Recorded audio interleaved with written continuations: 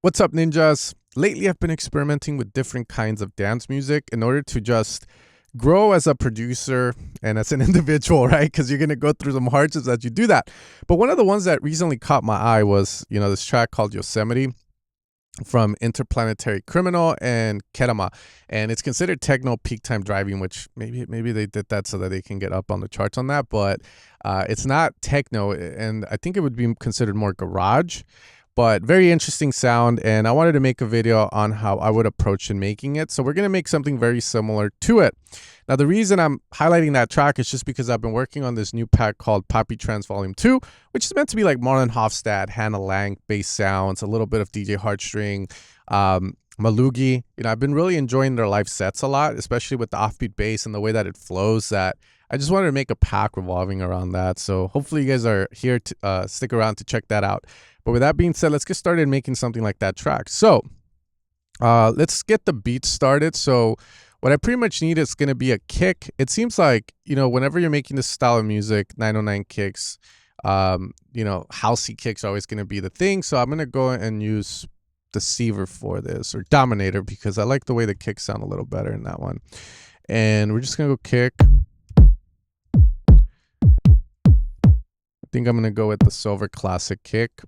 And, like every other dance track you're going to make, we can create a MIDI track. Usually now what I do is I'll put C, set my grid to 4 by using Command 2, and then just extending it out with legato and then doing Command E, so that way the kicks are all put in and increasing the velocity on it.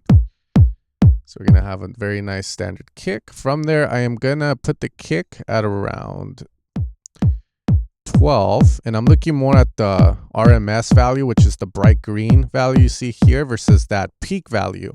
Our ears are more accustomed to hearing that average volume more, the RMS, versus the peak. The peak is cool because if the peak reaches the limiter, obviously mastering stages, it's going to cause the limiter to attenuate, do what it's going to do. But we want to be looking more at that bright green one. So that's something I've been doing as of late. From there, let's get the beat started. We're going to add the stuff we know. Now, something important that I want to note here when it comes to picking and creating a beat is that sound selection is everything. So if you want something to sound like, let's say, what he's doing, I do recommend you hear the sounds and try and find very similar drum sounds. But from here, it's literally all sample selection for what we're trying to do. There's nothing fancy. There's nothing hard. It's just picking the right sample. So I'm going to go with this Technoloid one. I'm vibing with it a bit. And I like to, again, use more of MIDI to program my stuff. So from there, grab that, boom, boom. Command 1, move it to the side. Okay, now we're going to go to 144 BPM for this, so we're definitely going to be fast. From here, very important is the way that the drum is created, right? So how do I want this drum to be portrayed? I think one of the biggest things I've learned from watching a lot of like Steve Duda videos, who is the creator of Serum, is his thought process behind things. Now, he's not doing tutorials, but he'll speak about it. And to me, it just kind of either one, learn new stuff, or two, it cements stuff that I already thought of. For example, right, when you have an open head that has a very long tail, does the tail need to be that long? And does it need to be loud for that long? So when I create a lot of my drum samples, I always like to have somewhat of a, transient hits, and then the drum starts to get quiet as it moves from the left to the right. Main reason is dynamics. We need that, because if the open hat's always then there's not going to be a lot of space for your elements to really breathe. So I'm always looking at drums for that. But the reason I also use the MIDI is because I can always shorten using the ADSR values, or going into one-shot mode and using a fade out like so. And this thing is very clutch, because with this in volume, you can definitely get like your drums to just sound about 70 to 80% of the way there before any form of processing. So we do that. I'm gonna go with that. From there, we're gonna now pick a clap. Same process as before. Maybe we should just pick all the Technoloid ones, but then that'll be kind of boring. So I'm just gonna go with the silver mic. Usually for a lot of my packs, I don't really do it too often, but if you see the word silver, that just means that I'm utilizing the the RD9 to record the drum, which is essentially the Behringer simulation of a 909, which is very close to it. So again, that's why, you'll see silver. And then if you see blue, it's that drum machine over there, which sounds a little more industrial. But again, that's just like fun facts if you guys want to vibe with that and stuff. So let's get into programming the clap. Now, when programming claps, really nothing fancy, but I will say this.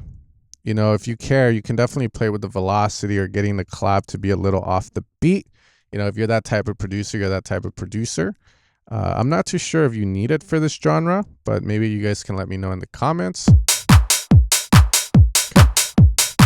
From here, leveling your drums, I'd say, level, but don't be scared to make something really loud if you feel like it's what is needed.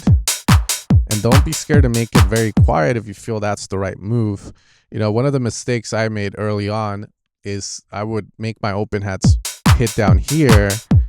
And then when I would compare with like bigger producers, I'm like, why isn't my open hat hitting the way it should? And again, it all comes back down to the peak versus RMS value that you're seeing here. Peak, RMS. You can see the RMS of the open hat is not really up there, but the peak is really up, really loud. So what that means is that this open hat has a lot of dynamics. There's a lot of change occurring. The initial hit is very loud and then it gets quiet. So the sustain level or the RMS level isn't going to be like so. Now, why are you hearing me talk this way a lot about this stuff? Well, the reason is they say that the RMS value is what our human ears will perceive more than the peak. So RMS can be determined as perceived loudness. How loud is it going to sound to humans? So for me, like I said, don't be scared to go higher up. If you find that you're starting to run into issues when you're mastering and stuff, then you can start to use a clipper or use saturation to control the peak. Just things out of the get-go that we want to be on top of, right? So from here, let's do it like so.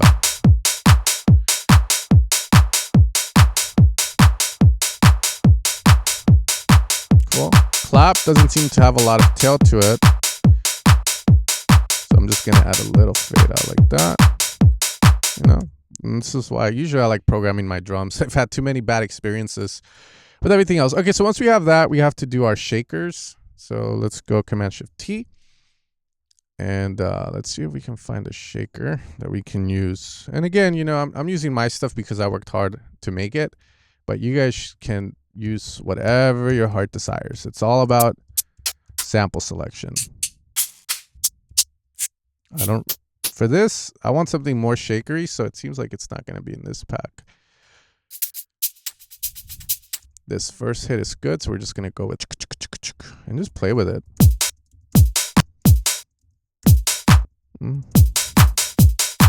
That first hit can change here. It's too much.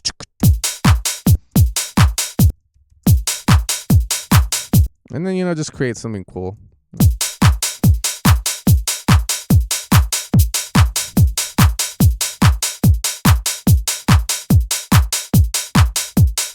Okay, from there, we want to get our essentially garage rim shots or snare shots. These are usually landing on the ands, so.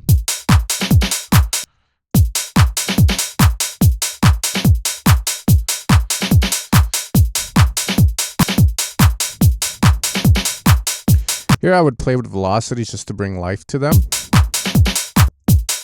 And you can also play with, these changes that will occur. So that way it sounds like two different samples hitting. If you choose to do that.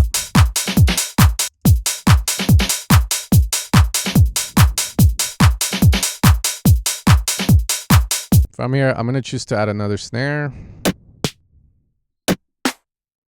Let's go to another sample pack just to keep things fresh.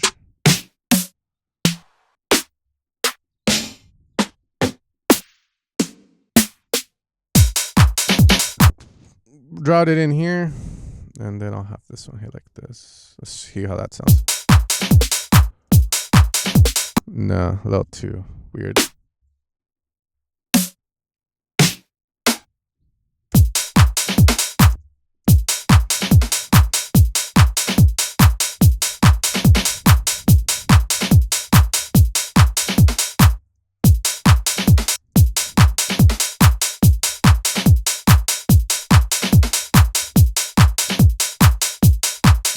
And I'll do like a triple one over here, but very quiet. Let's try it.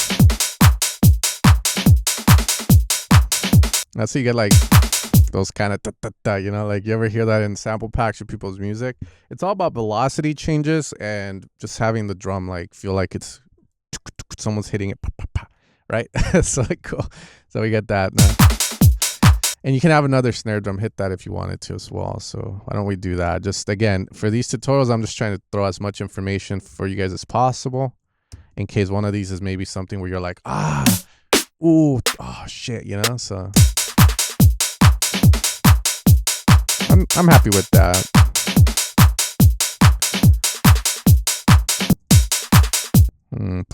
Maybe a little louder on these and bring it back to C.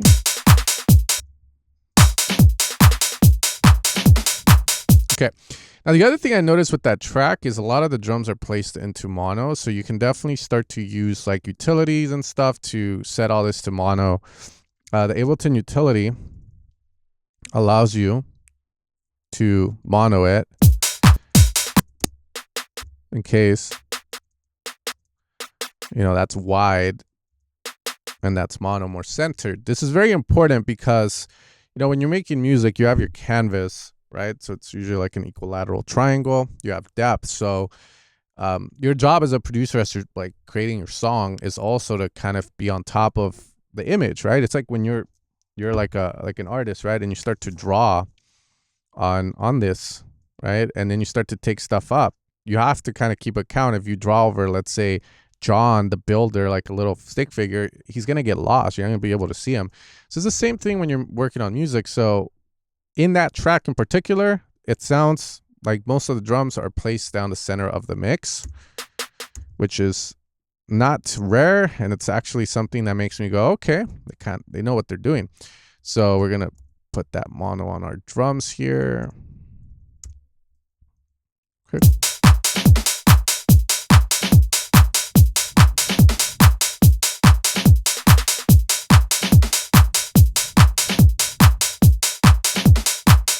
I'm just leveling the shaker. Okay, so let's not get too picky. Kick is up here. Then we have all the drums here. So I'm going to group these drums and just call it drums. You can right click, assign the track color, make it organized. I usually like to have the kick in black because it's supposed to be the strongest, thickest thing, right? All right, so from there, we need to use a Reese now. Okay, so for the Reese, right, like you can make it yourself, and why not, you know?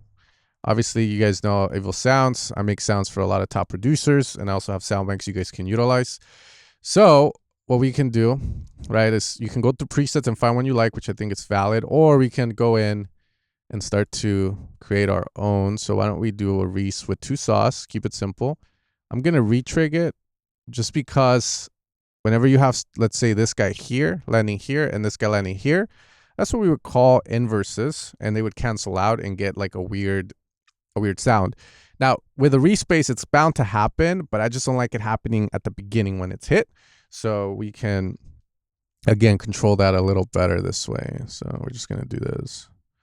Okay, from there, let's use an MG Low 18 filter with a bit of a resonance, boost that up, and we'll have it somewhere around there. And we'll come back to it, but for now, let's focus more on what we're doing with the idea. Now, that track in particular, again, I don't know what the style is, follows a chord progression, because there's going to be a vocal on top of all of this, right? Or in the back. So we're going to go to C3 to C4 range. Okay. And we're going to pick the scale of A minor. Okay. It's a very easy scale to learn. It's all the white keys, which makes it, you know, white privilege. Little joke. But, you know, like here, we can create a progression. With this, I recommend that you just feel it out. You know, when it comes to writing music, I think it's more about feeling it. But there are, you know, you could go look at other people's chord progression and use them because they've been used so much and there's other ways to be unique about it. But there are particular things that you do with this Reese that I find super dope that we're going to go over. So let's do that. It's A0 actually. All right, and we forgot to input our beat to come in. Let's do that. So now here's where I can start this progression either on a C, which is the 3, on the F, which is the 6, or even on the 4. And this is just number 4 because A is 1, 2, 3, 4. It just goes based on the notes. And one of the cool things with this Reese is people like to do these cool little things where it's like doo-doo-doo-doo, right? So we can double hit here. Let's grab this, put it here. Like so. And then we can start to move it. So I'm just going to move it and go to the F here. Do-do-do-do-do.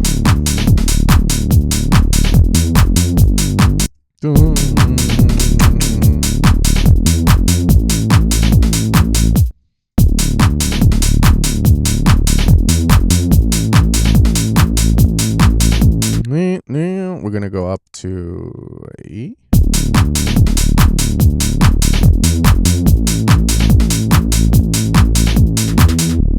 Let's copy this over.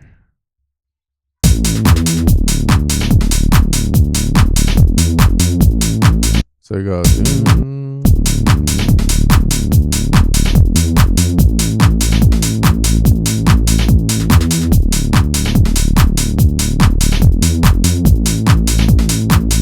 Sounds pretty cool. Then let's switch this guy down to C.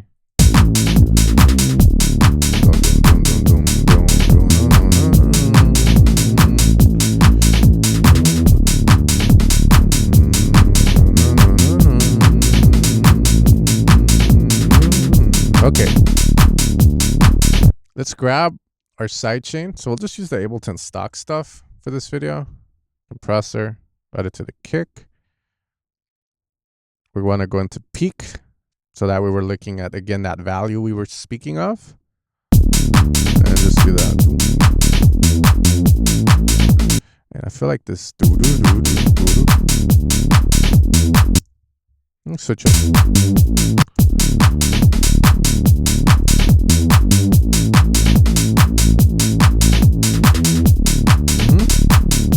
Okay, now let's work on the sound. We're going to key track it so that it opens up when we do those nice jump notes, because the more we move to the right, the more this will want to move to the open up. Like so. Sounds so nice. Let's put in EQ.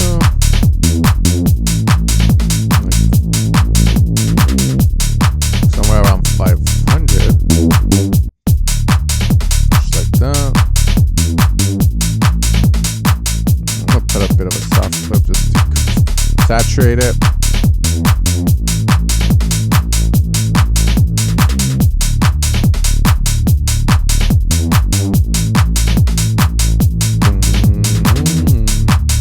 Okay, cool. From there, let's see. Okay, now with the drums, there's definitely a vibe I want to get while I'm here with it. And I really don't know how to achieve it with the stock Ableton stuff. I mean, ideally, you could definitely come in with like a drum bus and saturate it and use your out to bring it back down. Crunch it.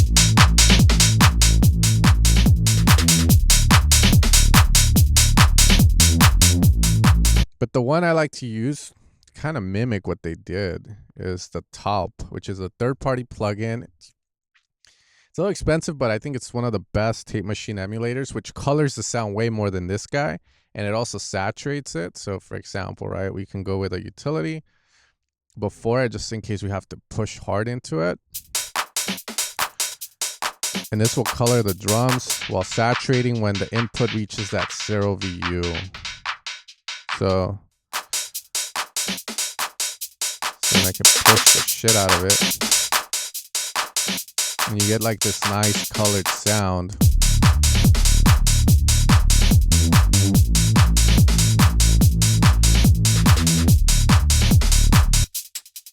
I'm gonna lower this down a bit more. And you can see that it crushes a lot of these drum sounds and gives it that nice color that many people seek. So now from there, I am going to come in with an EQ and EQ out some of the snare drums, because the way they use them, they don't really have the snare drums hitting like the body.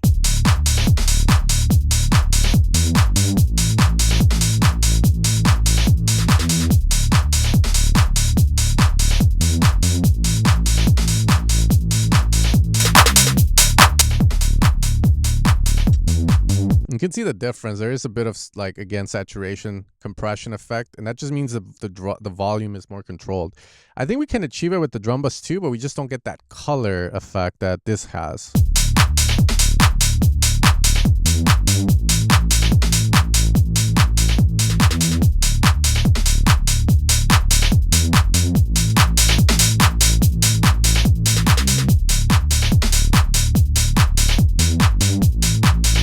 Let's set the damp somewhere around here just for a little warmer and play with the transients.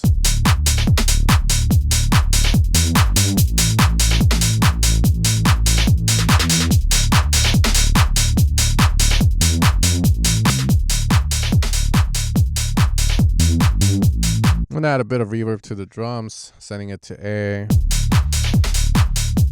lowering down the size and shortening it.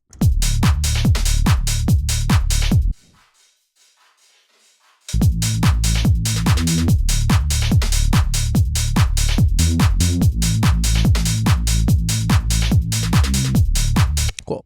From there, we need a lead. They use like a very trancy lead,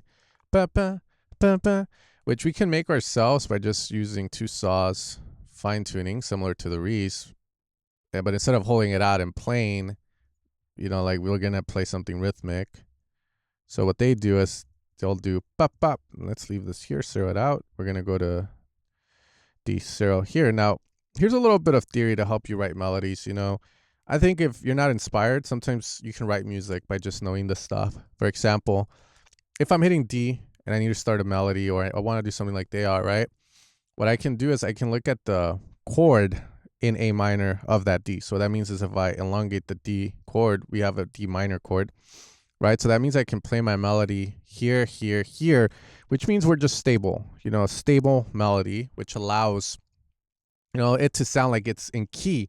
Now, there's nothing wrong with playing out of these 3 notes here, but it will sound a little unstable, like, you know, like it's out of key. So you always have to resolve it. And the way you resolve is by just going back to one of these notes that is part of that chord, right? To resolve it and have it sound good, like again. So just to show you guys, we're gonna do let's elongate it. Just do this, or maybe here. All right, so here, let's add a bit of reverb to this. Let's not be too picky with it. Okay, there we go. So we can go D.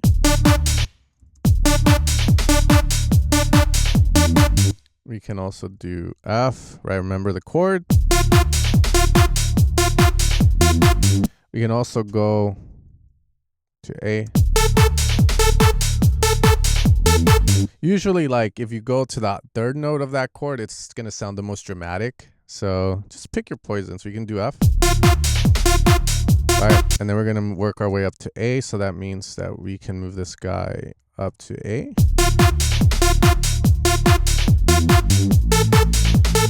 Or C.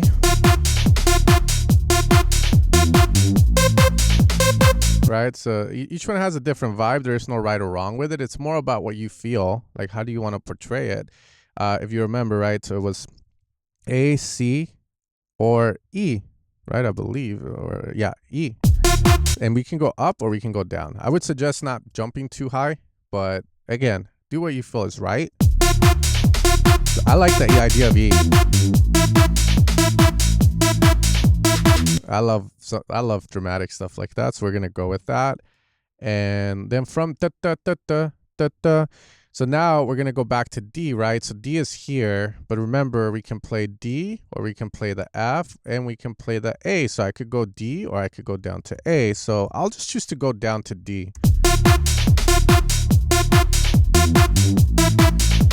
It's gonna sound so dramatic. And then we go to A. Dun, dun, dun, dun, right? So this works going down.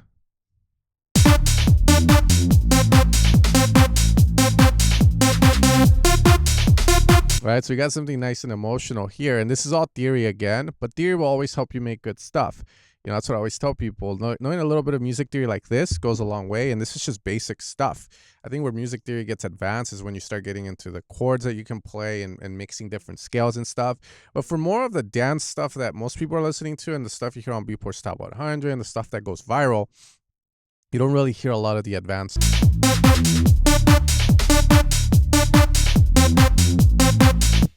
Da, da, da, da.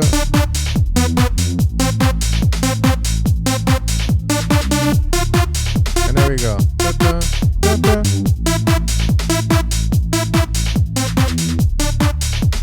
I'm gonna double hit it here.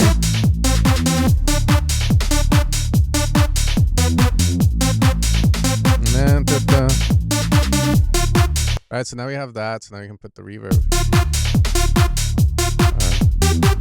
Actually, yeah, just put the serum one. We're not gonna get too picky with this, or we'd be making a video that wastes way too long.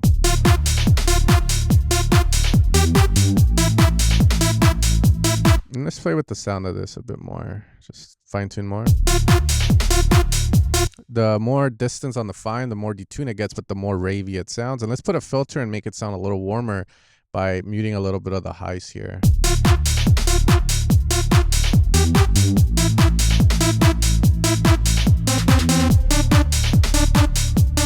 We're also gonna put a side chain.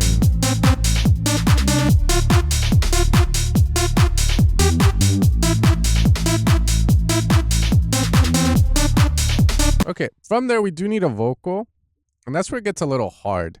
My favorite place to look for vocals will always be Splice. There's a lot of great sample pack companies on there, that I like to use. So for instance, I have 6,785 credits. The reason for that is, I've been paying for Splice, but I just don't, I only use it for vocals. Like, I'm always going trying to find some.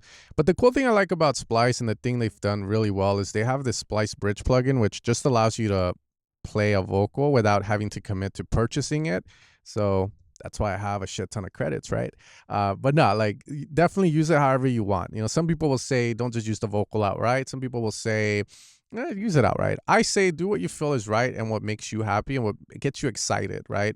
I think the ego, because I met some producers where they'll say like, oh, maybe chop up the vocal because it's a splice vocal. But I'm like, well, in my head, the idea wants the vocal to just sing. So there's nothing wrong with that. It doesn't make you less of a producer.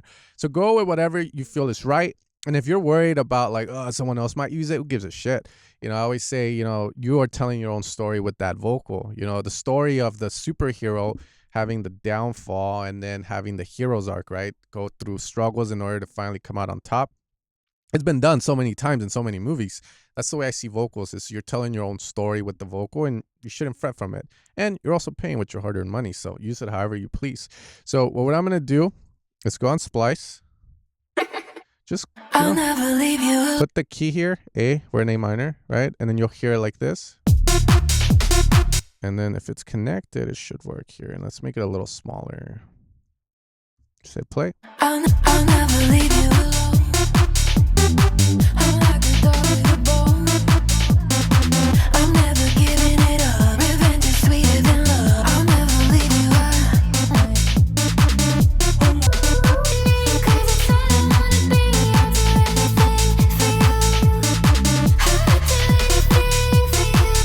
Alright, that sounds sick. You like it? Click here. So the way they have their vocal is weird. Like, it's very like pushed to the back with a lot of reverb. So you can definitely do something similar where you grab reverb. Right, this is already wet, but we're gonna grab. Let's play with this.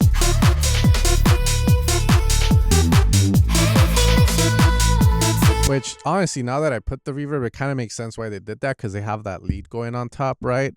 So with that lead playing on top and the vocal, as we just heard, it kind of fought a lot. But the moment we add this reverb on the vocal, it pushes the reverb to the back, creates depth, and the mix sounds a lot better.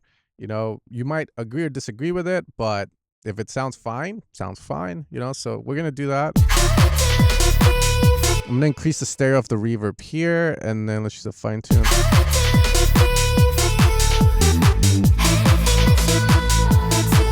The higher the size on the reverb, the more darker, more damper it's going to sound like. So that's usually the way I kind of decide where the size will go.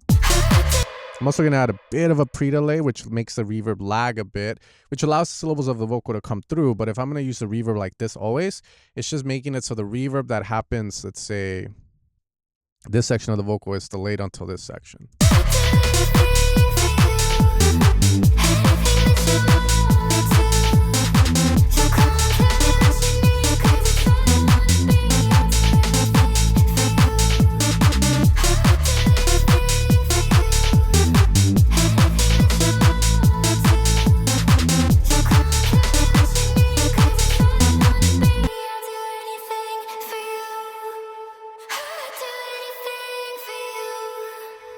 This vocal is very high up too.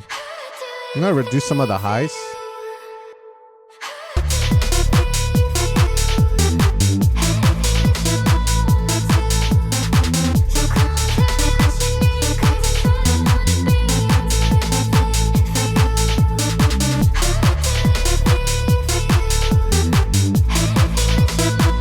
The other thing we can also do is, right, is if the vocal is more down the center, we can also pan this to the right or to the left.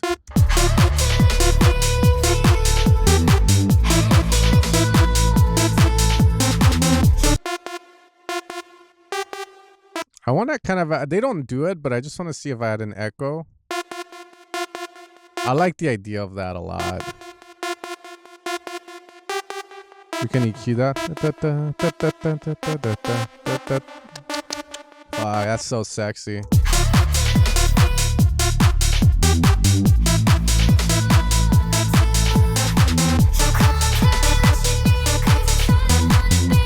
I usually too, when I have the drum loops like this and I just can't get that vibe on it, I don't shy away from using top loops too much. So what I mean by that is usually with this genre, you just want to kind of put stuff. We're probably just missing like a nice little shaker or something. So let's see if we can find a drum loop that will help us get that sound. And then we just want the highs on it, like a texture loop almost. There you go.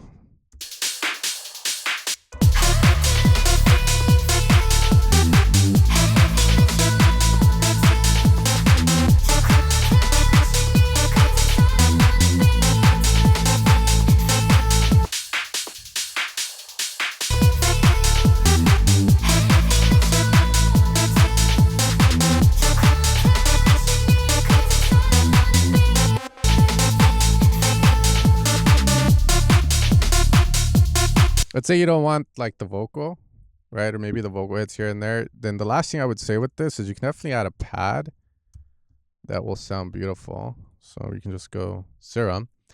And Serum has a lot of really nice pads. I always say, like, you know, people sleep on the stock presets. I mean, I make presets all the time, right? But sometimes you can go here and find some good ones made by good sound designers like Seven Skies, or Castlevania even has some, which is fucking gnarly.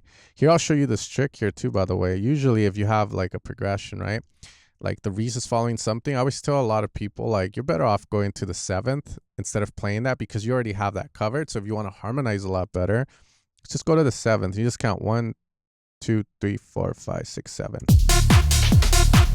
And let's put it up.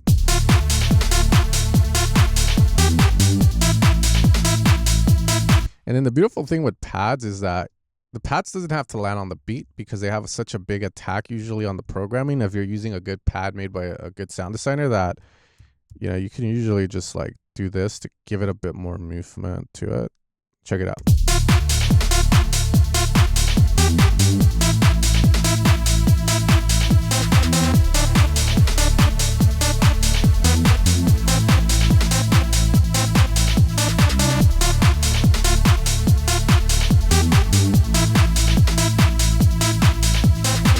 Now, a couple of things before we end the video to just make this sound a bit better. For the Reese, we can utilize the wavetable editor in Serum to remove the fundamental of the saw waves in order to allow for a sub. This is just reducing on the sub frequency of the saw. So this will allow us to come in with a sub here, direct out, so that we have more of a stronger sustained low end instead of having the one that keeps phasing in and out. It's going to give us a stronger low end. Now we're going to have this. I'm also going to reduce the kick by -3 st so it hits a little bit more on a sweet spot that I would like. And then here we have the kick. For the drums, we added the top loop, but what I recommend sometimes doing, even though we like the sustain on it, is utilizing the transient feature here in order to shape the drums a little better. So they're not as but more like still giving us that tail, but similar to what we talked about, whether like these drums need to last as long as they do, you know, with the sustain, we can tighten them up a bit so that way it doesn't sound too messy, like versus. Now it's all gonna be definitely like it's all gonna be kind of like up to taste, but I would definitely recommend just shortening them. I'm a more of a fan of like tight and having space in between.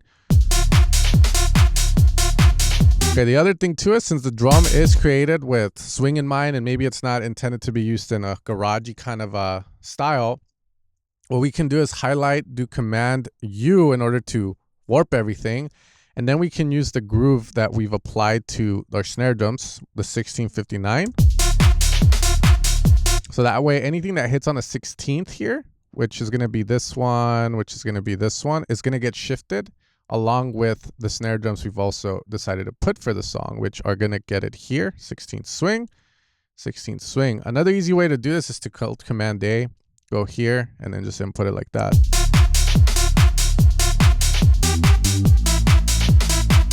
Like so.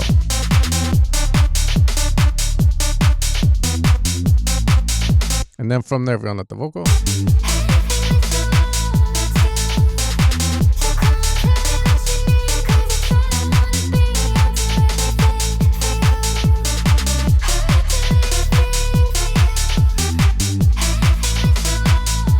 And then here we can cut a bit of the vocal and ease up on the reverb a bit. I know I went a little too hard.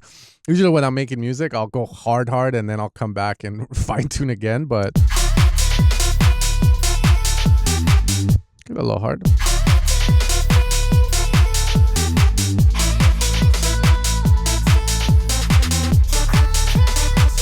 Let's add it to these just to make sure it's there, the 16th swing. And we might be able to get away with the pad being on the sides.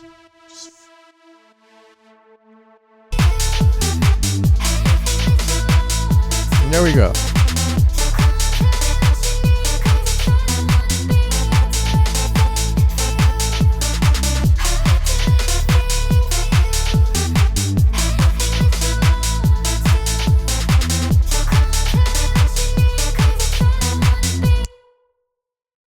And the cool thing here is once you have something like this, well, you kind of have your break, right?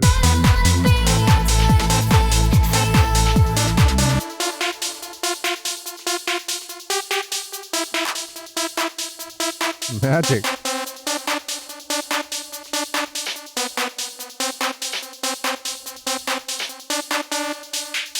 Yeah, and then you can bring something cool in. You know, they decide to use a very sick sound, which sounds degraded in quality in the breakdown, which I'll probably make a video about because I'm still trying to figure out how they did it. But it's a really dope song. I really like it. I made it more emotional because, you know, like when I first started making music, it was all about feeling, like crying, like getting the goosebump feels. You know, it wasn't about partying. But hey, I hope like you guys enjoyed this video. I hope you found some cool stuff, maybe some inspiration to try this. If you like the way this is set up and you want to make something with it, feel free to use the melody, feel free to use the vocals, the reach line, whatever. I don't really care. You know, do something with it. That's the whole reason why I make videos for you guys, right? Because your success is my success. But I hope that you guys enjoyed this very raw video of me just making something from scratch, picking the drums, a little bit of the thought process on what we're doing. You know, whenever you make music, I tell people, like, if you have these thought process that you can rely on, you will always make something that sounds decent. You know, it's special. Well, you know, that's more of like working at it until you come up with bomb ass ideas, but you'll always come up with ideas that make sense and that will make you go, huh, I just don't know if I want to pursue it further. But they won't sound bad. You know what I mean? Like, got a good basis. Other than that, guys, if you guys enjoyed any of the sounds in this video, consider supporting my sound design work over at evilsounds.com. All of the drums are from the Deceiver series and Domination. The presets, as you guys saw, are just made. You guys can make them easily yourself, but I do have a bunch of presets used by some great producers like John Summit, David Guetta, Space 92, Lost Frequencies, A-Lock. I keep going, Biscuits, John Summit. So make sure to check them out if you guys like what you hear. And as most importantly, vocals also from Splice. So make sure you get that if you are looking for vocals all the time. But you guys take care. I had a pleasure teaching you guys, and word salads, man. But you guys take care, and you guys have a good rest of your holiday if I don't see you by New Year's Eve, which the Anima show. Your boy's going to the Sphere to check that fool out. You guys take care. Much love.